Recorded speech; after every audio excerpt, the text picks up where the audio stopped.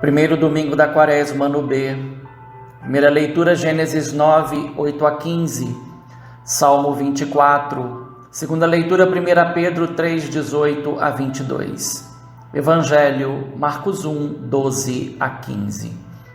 O episódio das tentações de Jesus no deserto é narrado por Mateus, Marcos e Lucas.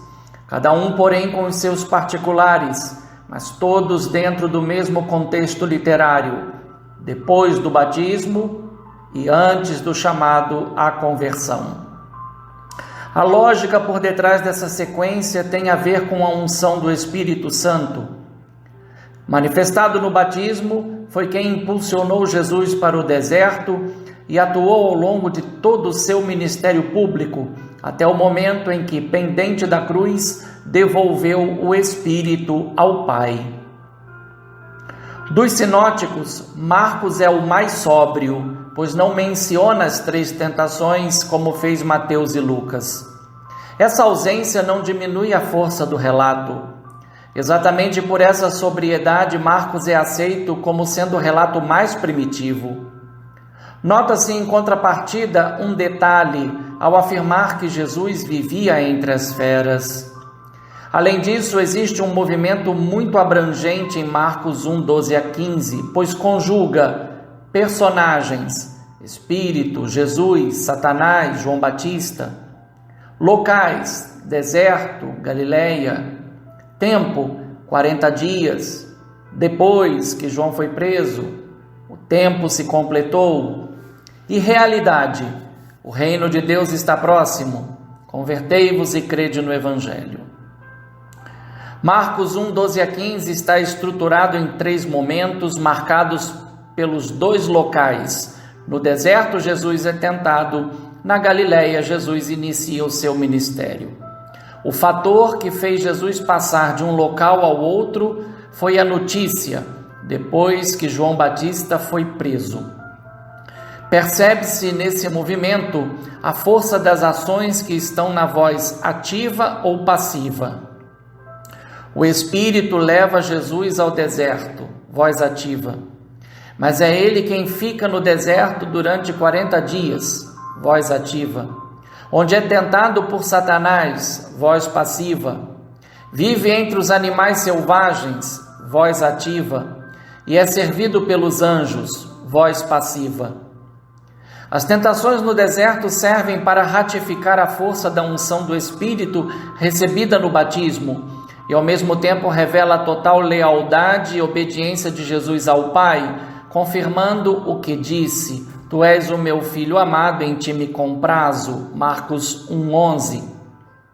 Longe de casa e de seus parentes, Jesus no deserto encontra-se, humanamente dizendo, vulnerável aos ataques do inimigo. Por isso só pode confiar na unção recebida e na certeza de estar na presença do Pai. A experiência de ser conduzido pelo Espírito ao deserto e aí ficar por 40 dias tem a ver com diversos episódios da história de Israel.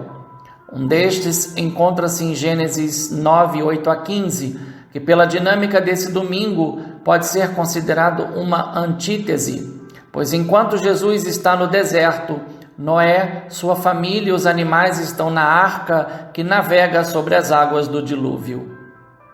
Nos 2 casos, porém, a aliança de Deus com o ser humano é a única garantia de sobrevivência em meio à adversidade.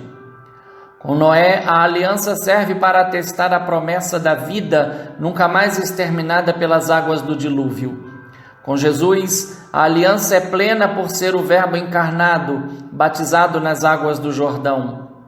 Enquanto com Noé o sinal da aliança foi um arco entre as nuvens, em Jesus o sinal da aliança será a concretização da voz do Pai, pela qual atestou a sua total obediência à sua vontade, resgatando a humanidade da aridez causada pelo pecado.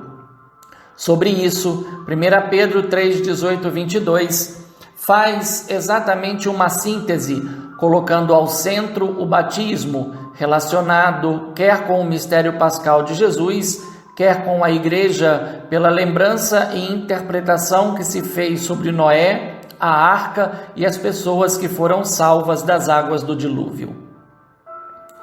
A menção que Marcos fez, vivia entre as feras, não faz de Jesus um novo Noé, mas aponta para o seu senhorio sobre toda a criação, em particular sobre os animais mais selvagens e hostis ao ser humano.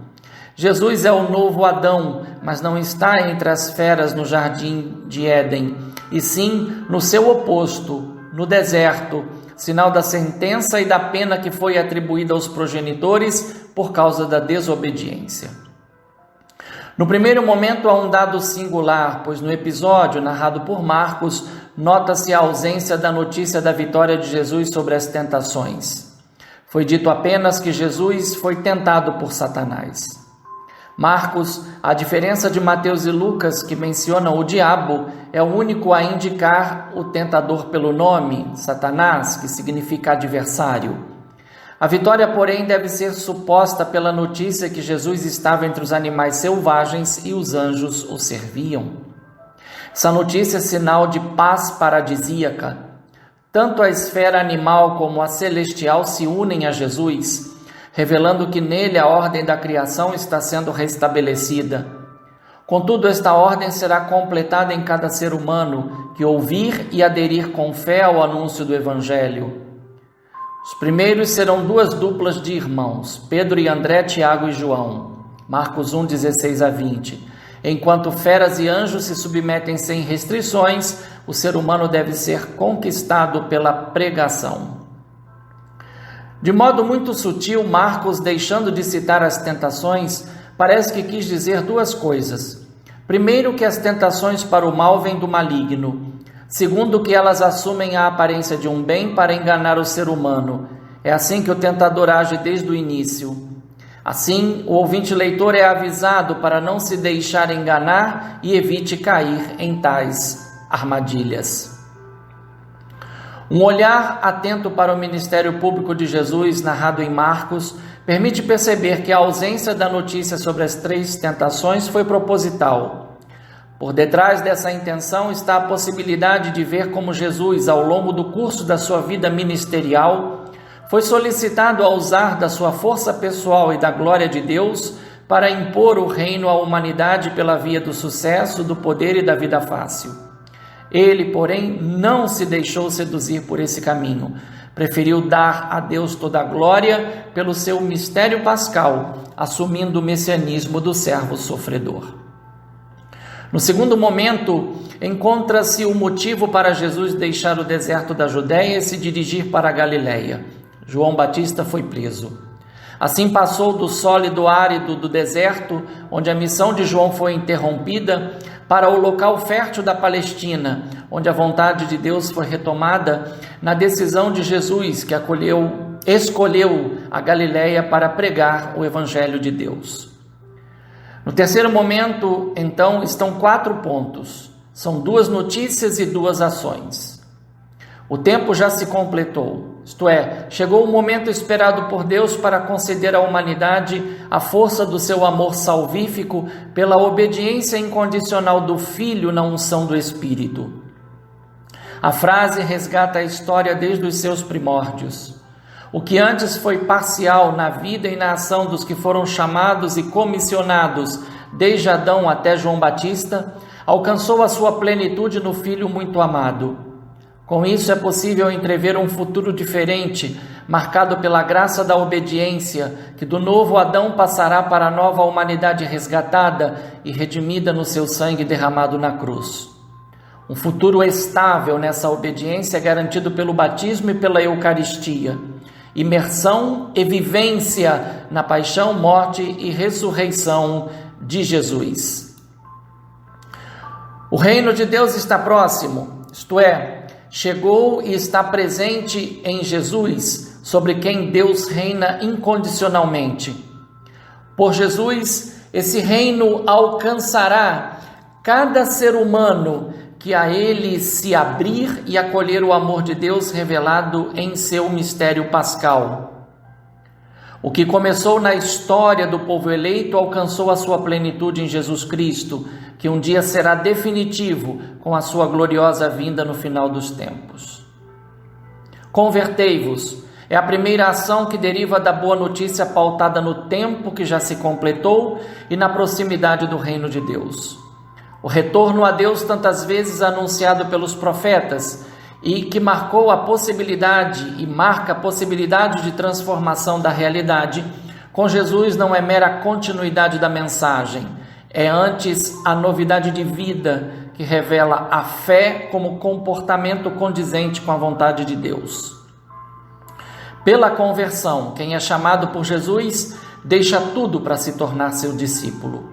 Assim, a conversão, longe de ser uma obra humana privada de fé, é parte essencial da fé, sem a qual a adesão ao plano de Deus em Jesus Cristo não acontece. Crede no Evangelho. É o primeiro ato.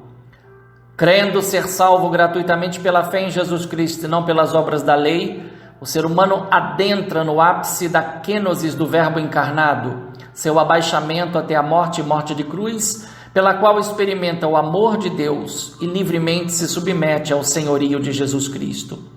Esta é a síntese de todo o Evangelho. Não à toa, após Pentecostes, essa fé se tornou o centro do primeiro anúncio feito pelos discípulos. Portanto, que ao longo dessa quaresma nos deixemos motivar pelo pedido do salmista: mostrai-me, ó Senhor, vossos caminhos e fazei-me conhecer a vossa estrada. Vossa verdade me oriente e me conduza, porque sois o Deus da minha salvação. Bom primeiro domingo da quaresma. Um fraterno abraço. Padre Leonardo Agostini.